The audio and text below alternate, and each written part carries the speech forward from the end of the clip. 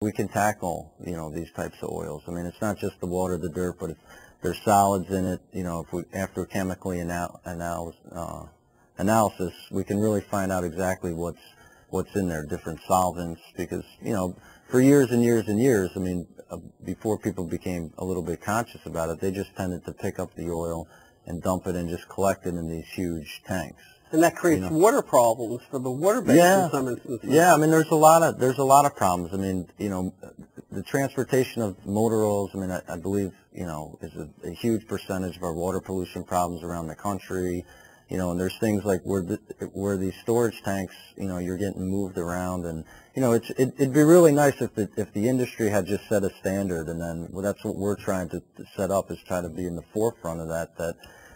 This reclaimed used oil that's not going to necessarily just a re-refiner and things like that actually has a home, gets to the reclaimer, comes into a company like us. We can clean it up, and that's whether it's a motor oil, hydraulic oil. I mean, depending on really what the manufacturer might need, we can take that different stream of oil, analyze it, and figure out what type of oil, what segment of the industry would best be suited for. Yeah, I guess this is a big problem, even with your competitors, is that there is no self-regulatory agency or a government agency that's overseeing, what standards for your business exist. So that makes it tough to compete, I would imagine. Yeah, I mean, there's, the API certification, which is the American Petroleum Institute, is the higher grade, and, you have what's called an SM type oil that goes into your newer cars and things like that. But yeah, the lower grade materials aren't that regulated. It's sort of a self-regulated environment, and, the thing is, you really want to be, careful in your product, and what we really do, our basis is to get out a nice recycled quality product. And, whether it be, motor oil, whether it be the hydraulic oil, we're looking into the antifreeze segment of the market, because that's a petroleum-based product as well. And, you really want to be able to take this material that's lying around, so to speak, and make a nice quality product. It's part of the whole renewable energy, really, renewable products, concept that you're really zooming in on here. Yeah. I mean, it's one of the things with renewable energies that are coming, like biodiesel and things like that. To me, the reason we got into the industry was, petroleum-based products are all around. I mean, it's plastic, it's antifreeze. I mean, you name it, there's, probably petroleum in it. And it's really tackling that problem of being so dependent on foreign oil. I mean, there's an abundance of this material in the country. Why not tackle that problem first? Use existing resources we have. And then, what's interesting enough, since we've set up the facility, we've had biodiesel facility management come into us, because biodiesel is very easy to make. I mean, it's a vegetable oil based product, but what happens is it produces a lot of byproducts. I mean, there's glycerin in it, there's methanol, and then there's fatty acids that help make the biodiesel. So even though it's very easy to make, there's a lot of these byproducts, and what happens is the biodiesel facilities don't know how to separate the byproduct to become, to be either reused, or it's not, every part about it is environmentally friendly. It's just if you take it the next step and you can separate it back, that becomes recyclable as well. So the renewable energy biodiesel, it's great upon itself, but unless you can separate out the byproducts and get that back into it, and that's another thing that we're working on at the Detroit facility. We just made that announcement a couple weeks ago, is that we're able to help these biodiesel facilities separate their byproducts.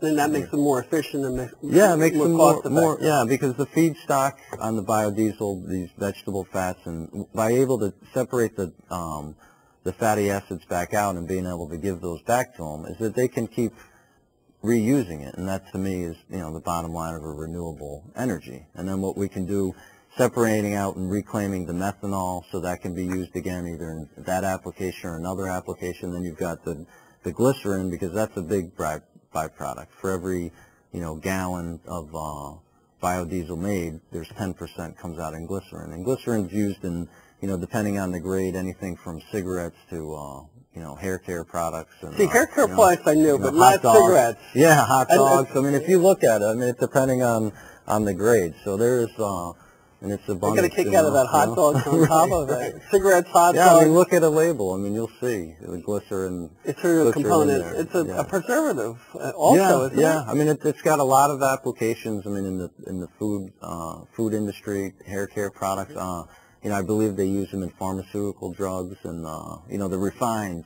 So it's really what we're just trying to do is promote, however we can help, not only the problem of reclaimed used oil to make that a quality product, but also with the renewable energy segment to be able to help those facilities, promote biodiesel and then help them separate it so, we just don't have another waste product on our hands where it's just another cyclical thing that keeps getting What I really find fascinating is that besides the fact that your solution is a green solution and renewable, but it's potentially very profitable in the sense that oil companies, and they're making so much money right now, they're reducing the amount of these lubricant products.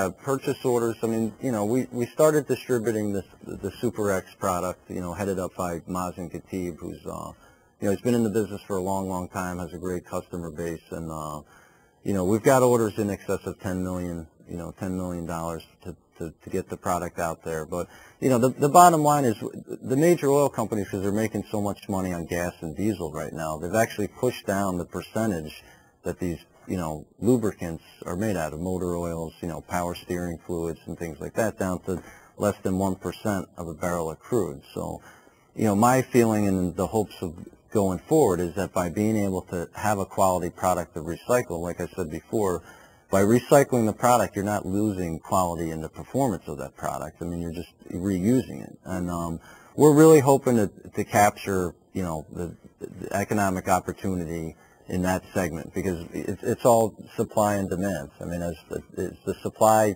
side gets pushed down, demand's going to grow, from statistics I've read, from about $11 billion a year to $13 billion a year. And with the oil companies pushing down the lubricants market, obviously the prices have gone up. So to me, it's a huge opportunity, window of opportunity, if we can capture it, to be able to go into that lubricant side of the business, reclaim those lubricants, clean them up, and deliver a quality product for, at least half the price. One of the things that you brought to my attention during the break, I'd like to share with the viewers, is that, your access to these recyclable petroleum products also fluctuates with the season. That you're competing for this oil. In many instances, you have asphalt companies, you have other companies that are trying to buy it right in the summer months. Mm-hmm. My question is that if this stuff is not refined correctly and it's just used in the raw state, and it's used for asphalt and for other uses, it's burned. Mm-hmm. It's really anti-green, isn't it? It's dangerous. Yeah, sulfurs or chemicals. It depends. What's happened? It's like any industry with the price of oil going up so dramatically and natural gas going up so dramatically. It's forced, fuel burners or asphalt companies to really go after some products that, let's just say, wouldn't be in the country's best interest environmentally, that it's being. Wrote a book after 9/11 called The Global War for Oil, and I know a lot of people are wondering whether, the decline in the oil prices are going to, stick around.